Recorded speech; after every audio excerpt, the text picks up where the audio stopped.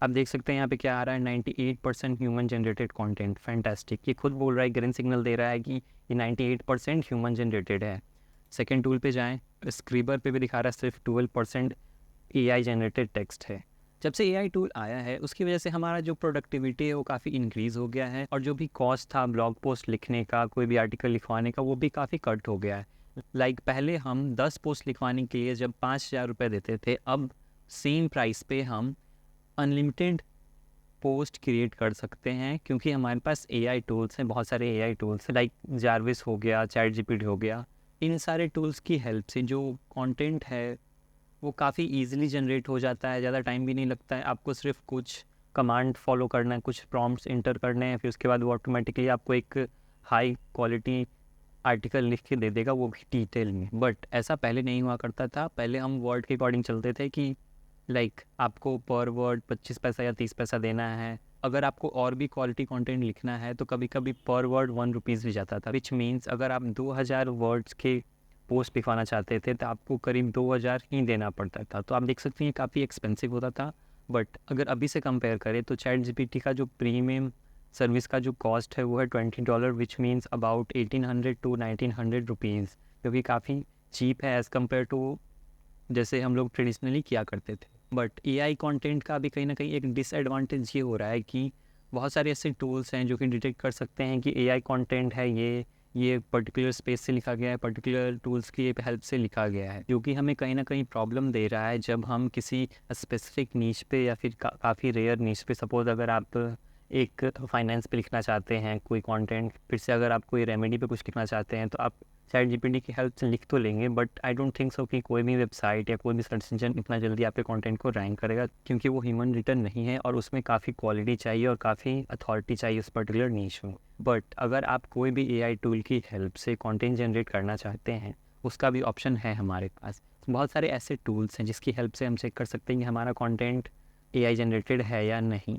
But मैं आपको एक बात बता दूं, गूगल को इससे तब तक प्रॉब्लम नहीं होगा जब तक आप उसके यूज़र के लिए अच्छे से कंटेंट बना देते हैं। इट डजेंट मैटर वो एआई जनरेटेड है, ह्यूमन रिटर्न है। अगर वो कोई भी यूज़र के जो नीड है उसको फुलफ़िल कर रहा है, दैट्स इट, गूगल वही चाहता है। क्योंकि गूगल ने इस पर एक पर्टिकुलर ब्लॉग भी पोस्ट किया है, मैं उस ब्लॉग पोस्ट का लिंक इस वीडियो के डिस्क्रिप्शन में देख लूँगा, आप रीड कर सकते हैं। इवन दो गूगल को इस चीज़ से प्रॉब्लम नहीं है, बट अगर आप चाहते हैं कि आपका जो एआई कंटेंट है वो कोई भी टूल डिटेक्ट ना कर पाए, तो उसके लिए भी एक सॉल्यूशन है। आपको सिंपली कुछ चीज़ों को फॉलो करना है। तो चलिए मैं अपने लैपटॉप स्क्रीन पे ले जाता हूँ और दिखाता हूँ कि कैसे मैं कोई भी प्रॉम्प्ट की हेल्प से कोई आर्टिकल लिखता हूँ, और आप भी कैसे लिख सकते हैं जो कोई भी एआई डिटेक्टर डिटेक्ट नहीं कर पाएगा। जैसा कि आप देख सकते हैं मैं अपने लैपटॉप स्क्रीन पे आ गया हूँ। बेसिकली आपको ज़्यादा कुछ नहीं फॉलो करना है, आपको सिंपली कुछ प्रॉम्प्ट्स फॉलो करने हैं जिसकी हेल्प से आप ईजिली और कोई भी कंटेंट डिटेक्टर टूल उस चीज़ को डिटेक्ट नहीं कर पाएगा। जो मैं सिंपल यूज़ करता हूँ प्रॉम्प्ट्स, मैं आपको करके दिखाता हूँ आप कैसे उस चीज़ को फॉलो कर सकते हैं। आपको सिर्फ अपने कीवर्ड्स को मेरे कीवर्ड से रिप्लेस करना है। सिंपली आपको यहाँ पे इंटर करना है, give me the outline of, double quote on करना है। फिर मैं बेसिकली एक टॉपिक के बारे में सोच रहा था, how to start a marketing agency, और जिसको क्लोज कर देना है, और यहाँ पे आपको इंटर पे क्लिक कर देना है। इस आप देख सकते हैं इसने जो आउटलाइन है वो प्रिपेयर करना शुरू कर दिया है। बेसिकली आपको गाइड इस तरह से करना है ताकि जो पूरा कंटेंट है वो एक ब्लॉग पोस्ट के फॉर्म में आए। अगर आप डायरेक्टली ये करेंगे कि give me the blog post on particular topic, give me the blog post of particular keyword, तो उसमें प्रॉब्लम ये हुआ कि एक पूरा आपको कंटेंट जनरेट करके देगा, एक वो प्रॉपर एआई के फॉर्म में रहेगा।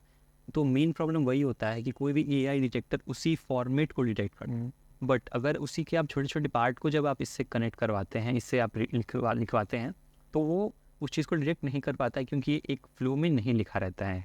अब देखिए ये हो गया, मैं सिंपली इसके बाद लिखूँगा give me the introduction of above topic.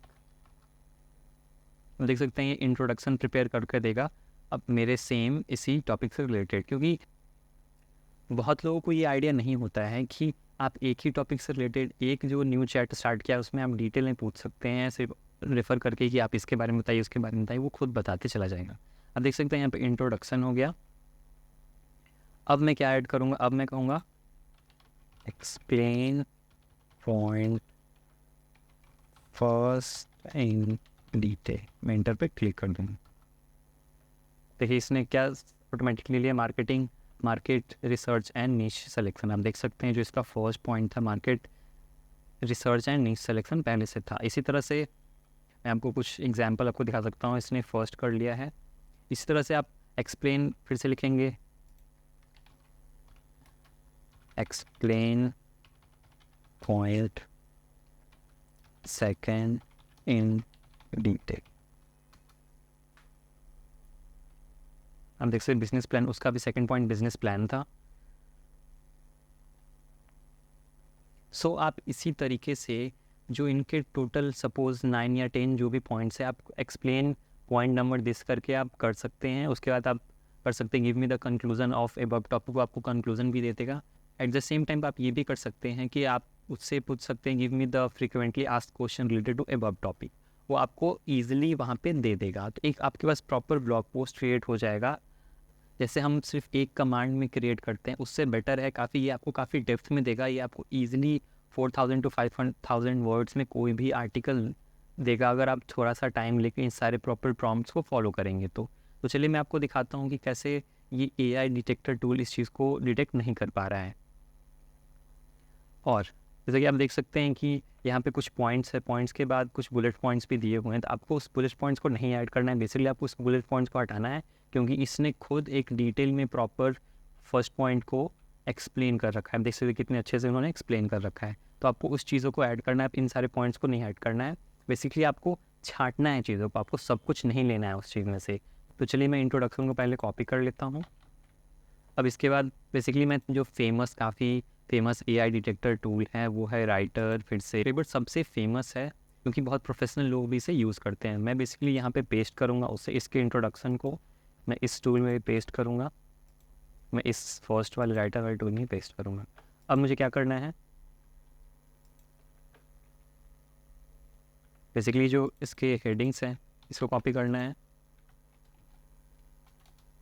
इसको यहाँ पे ऐड करते जाना है। जैसे जल्दी कर देता हूँ। मैं सबको ऐड नहीं कर रहा हूँ, मैं थोड़े थोड़े पॉइंट्स को ऐड कर रहा हूँ। ये आप पे डिपेंड करता है आप कितने पॉइंट्स को ऐड करना चाहते हैं। आपको बेसिकली जो चीज़ें हैं उसको कट ऑफ करना है, आपको सारी चीज़ों को ऐड नहीं करना है। एक बार आपको इसे रीड ज़रूर करना है। तो फिर मैं इसके जो फर्स्ट पॉइंट है उसको कॉपी कर लेता हूँ, यहाँ पे पेस्ट कर देता हूँ। आप देख सकते हैं इसमें सारी चीज़ें ऐड हो गई हैं। जो एनालाइज टेक्सचर्स पे क्लिक कर देता हूँ। आप देख सकते हैं यहाँ पे क्या आ रहा है, 98% ह्यूमन जनरेटेड कंटेंट, फैंटास्टिक। ये खुद बोल रहा है, ग्रीन सिग्नल दे रहा है कि ये 98% ह्यूमन जनरेटेड है।